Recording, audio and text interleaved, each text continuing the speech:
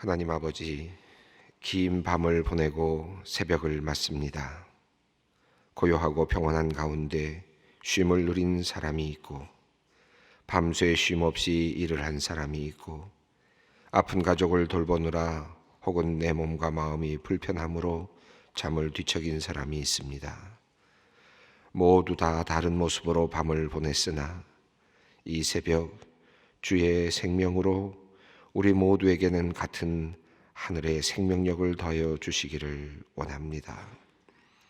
우리의 힘과 기분이 아닌 주님께서 불어넣어 주신 새 기운과 활력으로 힘차게 새 하루를 시작할 수 있도록 도와주시옵소서. 주님, 매일 이 자리를 지키는 우리에게 한 가지 기도의 제목이 있습니다. 우리의 기도가 깊어지기를 원합니다.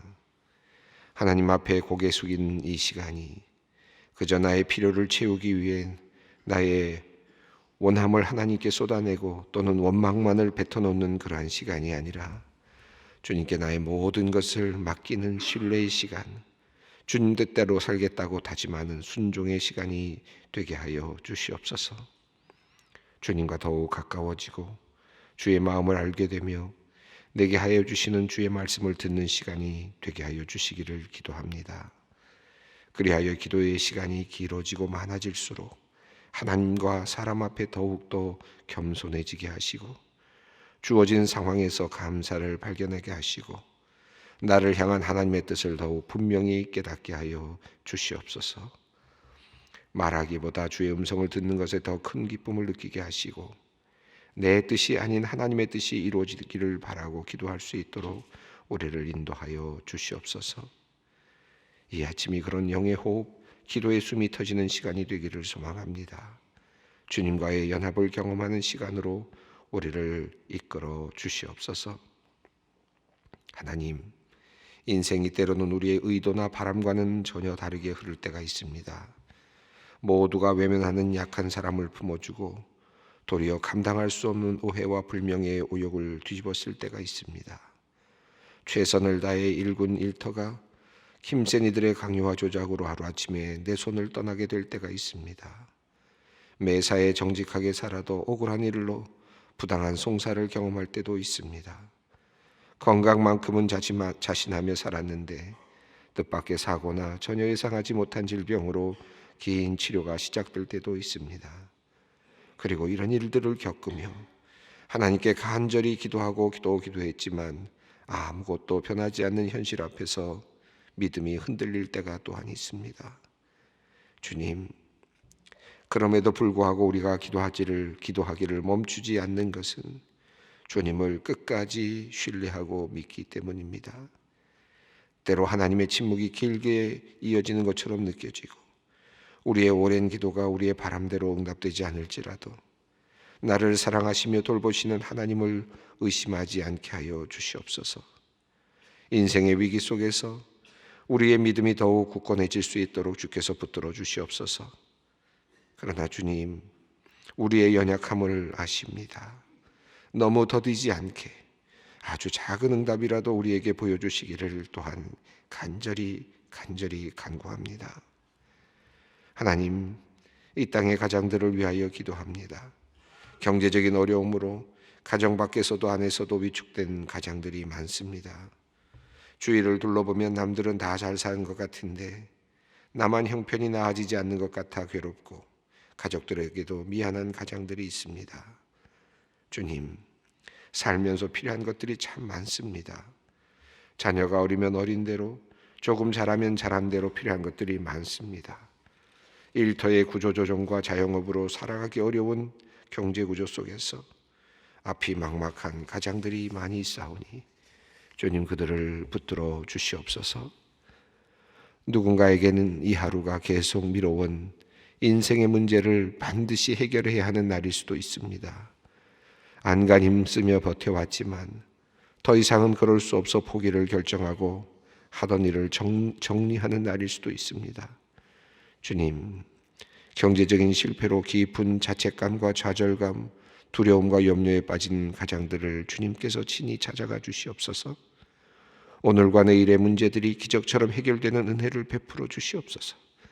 이미 지나간 실패가 있다면 머릿속에서 모든 것 지우게 하시고 다시 용기를 낼 수 있도록 주저앉은 이들을 주님께서 일으켜 세워 주시옵소서. 주님, 부정과 절망의 소리가 그들을 장악하지 않도록 놔두지 말아 주시옵소서. 막막한 현실 가운데서도 소망과 믿음의 소리를 들을 수 있게 하여 주시옵소서. 삶을 비관하여 극단적인 생각을 하는 일이 없도록 주께서 그들과 그의 가정을 지켜보아여 주시옵소서. 사회와 사람들에게 받은 깊은 상처들 위에 주님의 위로와 크신 사랑을 덧입혀 주시옵소서. 주님, 간절히 기도합니다. 어려운 이웃들 한 사람 한 사람의 마음속에 계셔 주시옵소서. 하나님, 오늘도 주님 앞에서 간절히 구해야 하는 이들이 많이 있습니다. 수술대 위에서, 중환자실에서, 응급실에서 주님을 찾는 이들을 주님 긍휼히 여겨 주시옵소서. 이 병을 앞둔 이들이 있고 입시에 중요한 실기의 시험이 있는 이들이 있고 취직을 위해 떨리는 마음으로 준비하는 이들도 있습니다. 하나님, 한 분 한 분을 전능하신 주님의 손으로 안수하여 주시기를 원합니다. 그들이 새 힘을 얻게 하시고 용기를 얻게 하시고 그들이 간절히 기도하는 것들을 얻어 누리게 하여 주시옵소서. 자신을 돌아보지 아니하고 나라를 위해서 끊임없이 기도하는 이들의 기도를 주님께서 들으시고 주님께서 함께하여 주시고 응답하여 주시기를 간절히 간구합니다. 주님, 이 나라가 위태한 지경에서 온전한 자리로, 그리고 미래를 바라보는 자리로, 그리고 주님께 영광을 돌릴 수 있는 귀한 자리로 바로 서 가게 하여 주시옵소서. 신장투석과 척추골절로 인해 여러 차례 수술과 치료를 반복하며 고통의 시간을 보내고 계신 고령의 집사님을 위해 기도합니다. 몸의 염증 수치가 내려가게 하시고 고통이 사라지게 하여 주시옵소서. 집사님에게 간절하고 가난한 마음을 허락하여 주시어 주님의 구원의 주님을 찾게 하시고 살아계신 주님을 인격적으로 만나는 은혜를 내려 주시옵소서. 오늘도 병상에서 주님께 기도하는 많은 이들이 있습니다. 아버지 하나님, 주님 함께하여 주시고 그들에게 위로가 허락되게 하여 주시고 나음을 얻는 주님의 은총이 허락되게 하여 주시옵소서. 이제 하나님의 말씀 앞으로 나아갑니다. 오늘도 하나님의 말씀은 우리를 고치고 싸매시고 살리시는 줄 믿습니다. 말씀을 통해 우리의 상한 몸과 영혼이 치유받아 이 하루를 온전히 살아내게 하여 주시옵소서. 감사드립니다. 우리 주 예수 그리스도의 이름으로 간절히 기도드리옵나이다. 아멘. 오늘 말씀입니다. 히브리서 4장 14절로 5장 10절까지 말씀입니다. 히브리서 4장 14절로 5장 10절까지 말씀 함께 봉독하겠습니다. 그러므로 우리에게 큰 대제사장이 계시니 승천하신 이 곧 하나님의 아들 예수시라. 우리가 믿는 도리를 굳게 잡을지어다. 우리에게 있는 대제사장은 우리의 연약함을 동정하지 못하실 이가 아니요 모든 일에 우리와 똑같이 시험을 받으신 이로되 죄는 없으시니라. 그러므로 우리는 긍휼하심을 받고 때를 따라 돕는 은혜를 얻기 위하여 은혜의 보좌 앞에 담대히 나갈 것이니라. 대제사장마다 사람 가운데서 택한 자이므로 하나님께 속한 일에 사람을 위하여 예물과 속죄하는 제사를 드리게 하나니 그가 무식하고 미혹된 자를 능히 용납할 수 있는 것은 자기도 연약에 휩싸여 있음이라. 그러므로 백성을 위하여 속죄제를 드림과 같이 또한 자신을 위하여서도 드리는 것이 마땅하니라. 이 존귀는 아무도 스스로 취하지 못하고 오직 아론과 같이 하나님의 부르심을 받는 자라야 할 것이니라. 또한 이와 같이 그리스도께서 대제사장 되심도 스스로 영광을 취하심이 아니요 오직 말씀하신 이가 그에게 이르시되 너는 내 아들이니 내가 너를 낳았다 하셨고 또한 이와 같이 다른 데서 말씀하시되 내가 영원히 멜기세덱의 반차를 따르는 제사장이라 하셨으니 그는 육체에 계실 때에 자기를 죽음에서 능히 구원하실 이에게 심한 통곡과 눈물로 간구의 소원을 올렸고 그의 경건하심으로 말미암아 들으심을 얻었느니라. 그가 아들이시면서도 받으신 고난으로 순종함을 배워서 온전하게 되셨은즉 자기에게 순종하는 모든 자에게 영원한 구원의 근원이 되시고 하나님께 멜기세덱의 반차를 따른 대제사장이라 칭하심을 받으셨느니라. 아멘. 지난 시간에 안식에 들어가기를 힘쓰라라는 말씀을 우리가 살펴보았습니다. 그리고 마지막 부분에서 말씀의 그 엄중한 분별력을 명심하라. 우리가 벌거벗은 것 같이 드러날 것이다 하는 경고의 말씀을 우리가 읽었습니다. 3장 7절부터 지난 어저께 읽었던 말씀까지 4장 14절까지를 보통 주석학자들은 하나의 단락으로 이해합니다. 3장 7절에서 시편 95편을 인용하면서 시작된 말씀이 이제 전체적으로 하나의 설교군을 이루고 있는 거죠. 그래서 구약 성경 말씀을 읽고 나서 거기에 대한 해설을 해 나가면서 설명하면서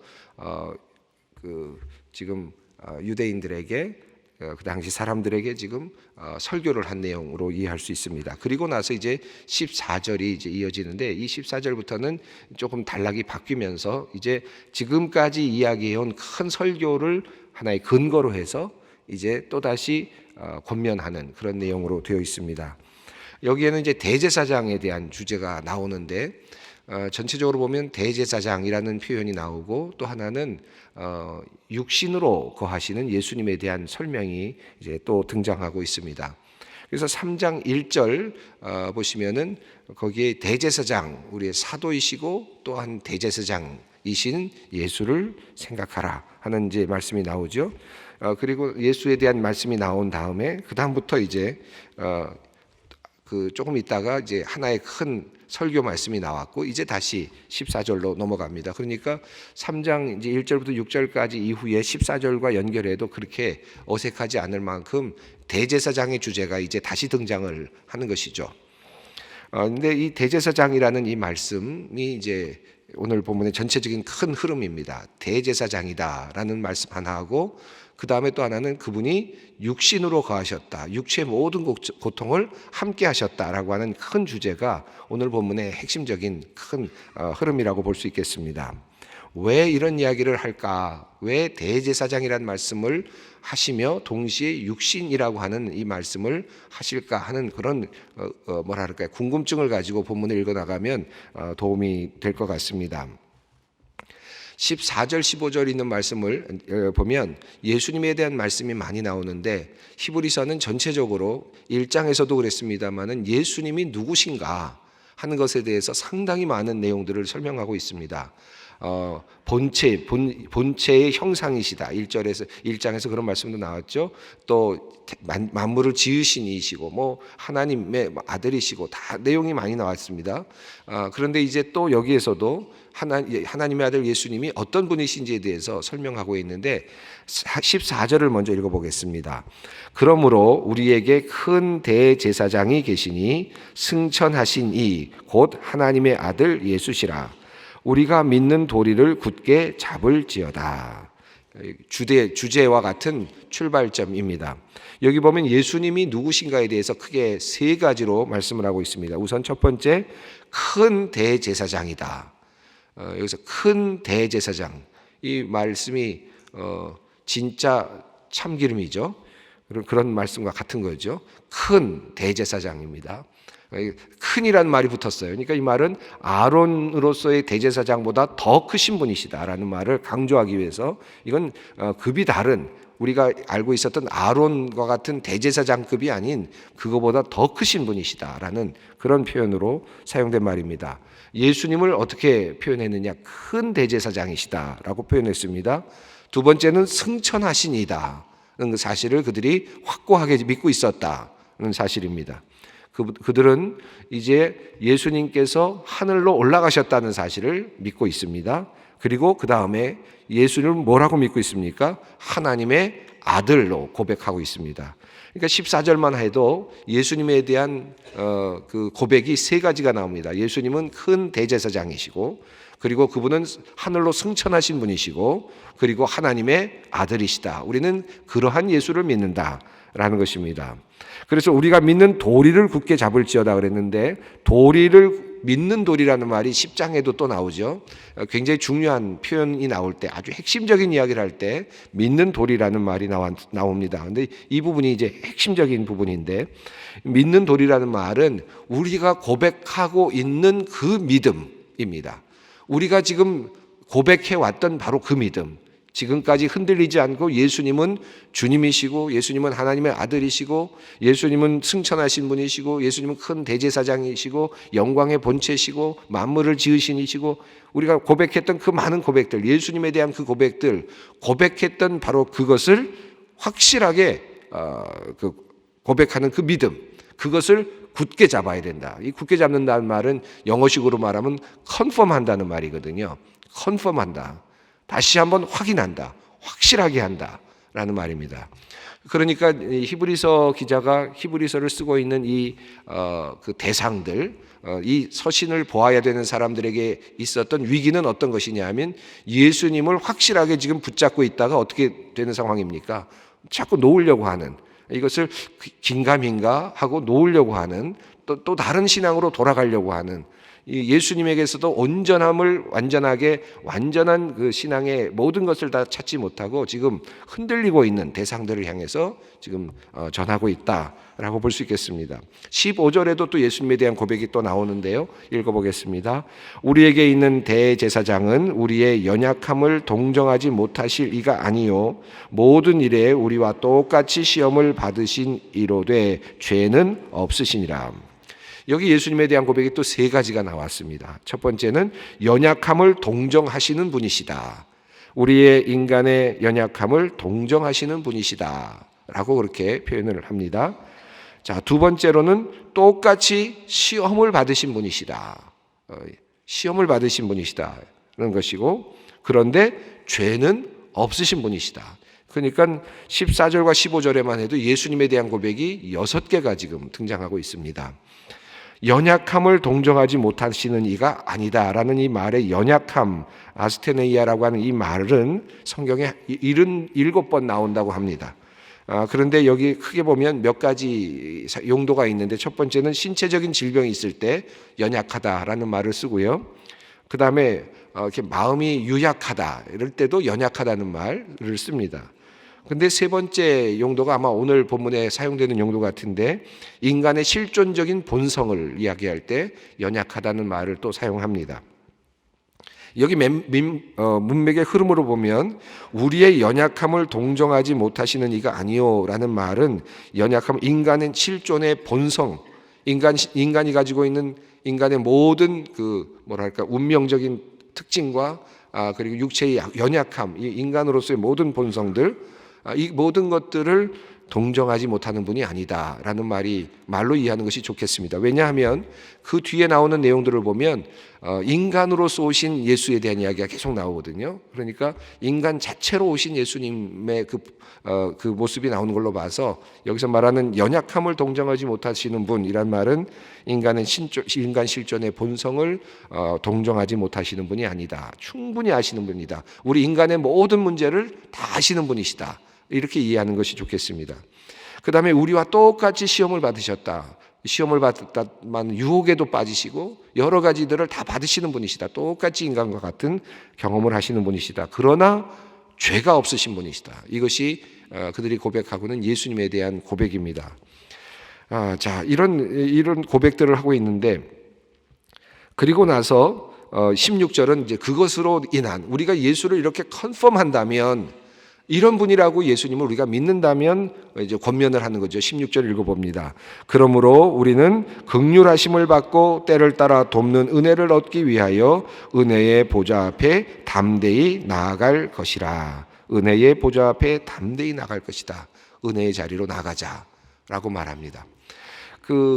지난 시간까지 읽었던 말씀이 조금은 겁나는 말씀이었죠. 말씀이 모든 것을 다 보고 우리를 벌거벗은 모습까지 벌거벗은 모습처럼 그 앞에서 다 드러날 것이다 라고 말했고, 안식에 들어가기를 힘쓰라. 그러나 광야에서 안식에 들어가지 못한 자들이 너무나도 많다. 그러니까 너희도 못 들어갈 수 있다 라는 사실을 이제 강하게 지적하지 않았습니까? 그 말씀을 읽으면서 우리가 굉장히 두려움 속에 빠지는 말씀인데, 야, 나도 정신 차려야 되겠구나 라는 말씀인데, 이제 오늘 말씀 14절 이후에 그러므로라는 말씀으로 이어지는 이 말씀의 내용은 약간의 톤이 달라지고 있죠. 너희들 못 들어갈 수 있다 라고 했던 이 말씀에서 다시 살짝 바뀌면서, 그런데 예수님이 큰 대제사장이어서 인간의 연약함을 다 알고 있다. 그러니까 인간이 못 들어가는 것, 힘들어하는 것 다 알고 있다. 그러니까 우리가 할 수 있는 일은 무엇이냐? 은혜의 보좌 앞으로 나가야 한다 라는 이제 또 다른 희망을 우리에게 주고 있습니다. 그러니까 여기서 우리가 하나님의 말씀 앞에서 하나님이 나의 속을 다 들여다본다면 내가 어떻게 하나님 앞에 설 수 있을까? 하나님의 말씀은 모든 것을 쪼개고도 골수를 쪼개고도 능력이 있는 그런 말씀이어서 모든 하나님의 말씀 앞에서 내 자신이 다 드러날 수밖에 없는데 내가 어떻게 감히 안식에 들어갈 수 있을까? 이런 마음이 들지 않겠습니까? 그런데 이제 이 말씀을 다시 바꿔가면서 이제는 대제사장이 계시는데 인간의 연약함을 다 알고 계시는 분이시고 그분이 계시기 때문에 우리가 그분을 고백하니까 우리는 은혜의 보좌 앞으로 나아갈 수 있다라는 또 다른 희망, 또 다른 복음의 메시지가 오늘 14절, 15절, 16절에서 이어지고 있습니다. 자, 그리고 나서 이어지는 내용은 대제사장에 대한 내용을 전체적으로 설명하는데 주된 흐름은 예수님의 성육신과 관련이 되어 있습니다. 이건 저의 생각입니다만은 히브리서가 왜 그 예수님의 성육신 문제를 계속 다룰까? 그리고 왜 앞부분에서 천사를 다뤘을까? 전체적으로 생각을 해보면 히브리서를 읽고 있었던 그 당시의 독자다 그럴까요? 읽고 있었던 사람들에게 어떤 문제가 있었을까? 이분들은 좀 헬라 문화권에 있는 사람들입니다. 아마도 로마일 것으로 추정하거든요. 그러면 로마에서 지금 1세기를 살고 있었던 사람들, 헬라 문화권에서 살고 있었던 사람들이라면 아마도 이와 같은 좀 믿음의 흔들림이 있지 않았을까? 왜냐하면 헬라 문화권에서는 영과 육이라고 하는 구별이 있었고 이원론적인 구별이 굉장히 강했고, 그리고 육은 연약하고 또 육은 악하고, 그리고 육적인 것은 결코 본질을 갖고 있지 못하다라고 하는 그와 같은 사상들이 참 많이 있었죠. 그러니까 영적인 것, 보이지 않는 것, 이것이야말로 더 위대하고 더 본질적인 것이다라고 생각하는 경향들이 있었죠. 아마도 이와도 연결이 되지 않겠는가 하는 생각이 듭니다. 왜냐하면 처음에 앞부분에서 천사들과 비교하지 않습니까? 천사들은 영적인 존재거든요. 근데 예수님은 영적인 존재로서의 천사보다 훨씬 더 위대하다라는 말씀으로 시작하는 걸 보면 영적이냐 육적이냐 하는 문제, 이 문제와도 굉장히 깊이 관련이 되어 있지 않을까 하는 생각이 듭니다. 그러면서 예수님은 이렇게 대단한 분으로 계속해서 고백하면서 끊임없이 강조하는 부분은 뭐냐면 그분이 성육신하셨고 육체를 입었다라고 하는 사실을 강조하고 있습니다. 그리고 이 육체를 입었다는 것이 결코 신성이 없다는 것이 아니다는 사실을 계속 강조하고 있죠. 자, 이런 맥락에서 대제사장의 이야기가 나왔는데 역시 마찬가지로 이와 같은 관점에서 이제 변호가 일어나고 있습니다. 1절부터 4절을 읽어보겠습니다. 대제사장마다 사람 가운데서 택한 자이므로 하나님께 속한 일에 사람을 위하여 예물과 속죄하는 제사를 드리게 하나니 그가 무식하고 미혹된 자를 능히 용납할 수 있는 것은 자기도 연약에 휩싸여 있음이라. 그러므로 백성을 위하여 속죄제를 드림과 같이 또한 자신을 위하여서도 드리는 것이 마땅하니라. 대제사장의 원칙을 크게 두 가지로 이제 설명을 하는데 그 중에 첫 번째가 5장 1절에 나왔습니다. 대제사장마다 사람 가운데서 택한 자이다 라는 사실을 하나 이제 끝내 들었습니다. 대제사장은 모두가 다 사람에게서 나왔다. 그냥 하나님이 와서 대제사장 하시지 않았다. 천사를 데려다가 대제사장 하지 않았다. 대제사장은 사람 중에서 뽑혔다. 아론이 그랬고요. 그렇죠. 그러니까 만약에 하나님과 인간 사이에 대제사장이 되시려면 어떻게 돼야 되느냐? 사람이어야만 한다. 예수님의 성육신을 지금 말씀하고 계시는 거죠. 왜 인간이 되어야 하느냐 하면 그것은 연약함에 휩싸여 있어야만 하기 때문이다.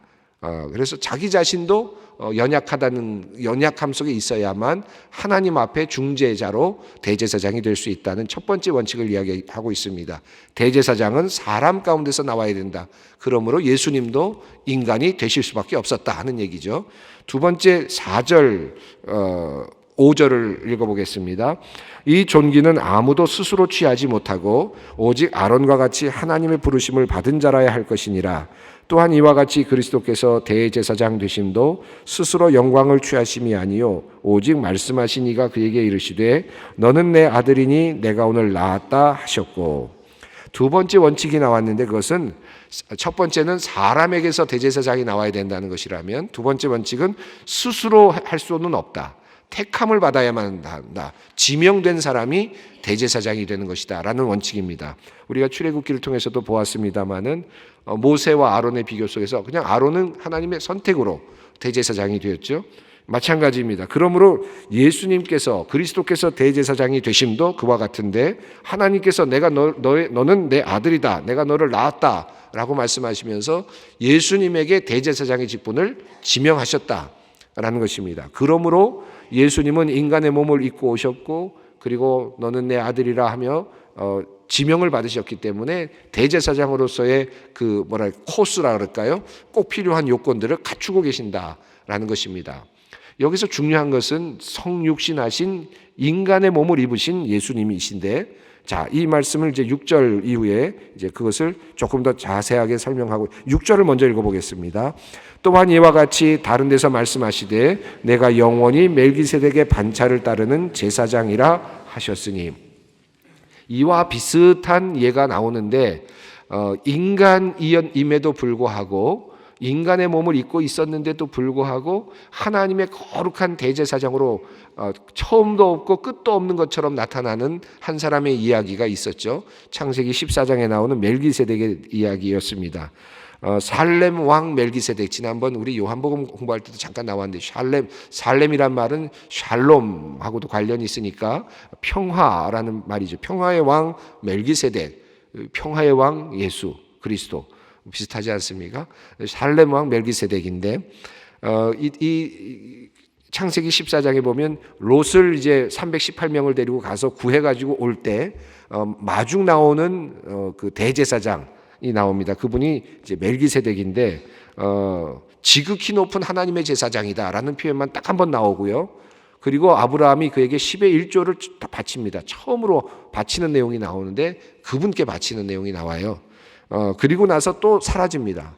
그런데 처음도 없고 마지막도 없는데 아브라함에게는 마치 하나님을 만난 것 같은 그런 경험으로 표현되는 부분이 살렘 왕 멜기세덱이죠. 자, 그래서 그와 같은 대제사장의 역할을 이제 하나님께서 그리스도에게 맡기셨다라는 내용을 6절에서 이야기하고 있습니다. 자, 이 말씀은 시편 110편 4절 말씀을 인용한 것인데 여러분이 나중에 찾아보시면 좋겠습니다. 자, 그리고 7절, 8절, 9절, 10절 한번 읽어보겠습니다. 그는 육체에 계실 때에 자기를 죽음에서 능히 구원하실 이에게 심한 통곡과 눈물로 간구와 소원을 올렸고 그의 경건하심으로 말미암아 들으심을 얻었느니라. 그가 아들이시면서도 받으신 고난으로 순종함을 배워서 온전하게 되셨은즉 자기에게 순종하는 모든 자에게 영원한 구원의 근원이 되시고 하나님께 멜기세덱의 반차를 따른 대제사장이라 칭하심을 받으셨느니라. 이 말씀 중에 7절과 8절은 굉장히 아주 의미가 있는 말씀입니다. 예수님이 오셔서 어떻게 하셨느냐, 인간의 몸을 입고 오셔서 고고하게 사시지 않으셨다는 얘기를 아주 하나씩 꼽고 있습니다. 심한 통곡을 하셨다. 눈물을 흘리셨고 간구를 드리셨고 소원을 하나님께 올려드리셨다. 우리들의 모습과 똑같지 않습니까? 그리고 그렇게 하면서 경건하심으로 말미암아 들으심을 받았다. 예수님께서 경건을 이루시려고 끊임없이 노력하셨다는 뜻이죠.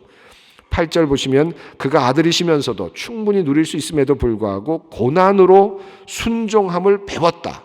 이 순종함을 배웠다는 말이 기가 막힌 표현입니다. 여러분 한번 깊이 묵상해 보세요. 순종함을 배우세요. 예수님은 본래 태어나면서부터 순종하는 모습으로 그냥 태어나서 그대로 마음껏 하실 수 있었던 분으로 표현되지 않고 여기서는 순종함을 배워가셨다. 인간하고 똑같이 배워가셨다는 거예요. 그런데 이루어 가셨다. 이건 대단한 그 인간의 연약함 모든 것을 다 표현하는 표현이라 말씀할 수 있습니다. 그렇게 하셔서 인간의 그 가장 연약한 것을 그대로 똑같이 경험하시고 배우기도 하시고 모든 것을 다 인간과 똑같이 하셔서 그래서 9절 온전하게 되셨다. 이 온전하게 되셨다는 말은 텔레오데시스이라는 말인데 이 말씀은 온전하게 된다는 말은 제사장으로서 위임을 받게 되었다라는 표현이 적절하다고 이미 전에 말씀을 드렸습니다. 뭐 정치적 어떤 그 정회원이 되는 그런 의미도 있고 도덕적으로 완전한 것도 있고 나이가 들어가는 의미도 있지만 그보다는 여기서는 대제사장으로 위임되셨다. 온전하게 되셨다.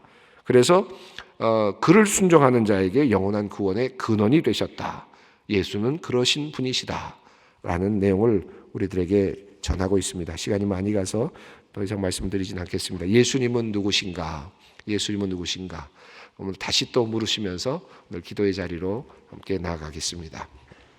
하늘에 계신 우리 아버지, 아버지의 이름을 거룩하게 하시며 아버지의 나라가 오게 하시며 아버지의 뜻이 하늘에서와 같이 땅에서도 이루어지게 하소서. 오늘 우리에게 일용할 양식을 주시고 우리가 우리에게 잘못한 사람을 용서하여 준 것 같이 우리의 죄를 용서하여 주시고 우리를 시험에 빠지지 않게 하시고 악에서 구하소서. 나라와 권능과 영광이 영원히 아버지의 것입니다.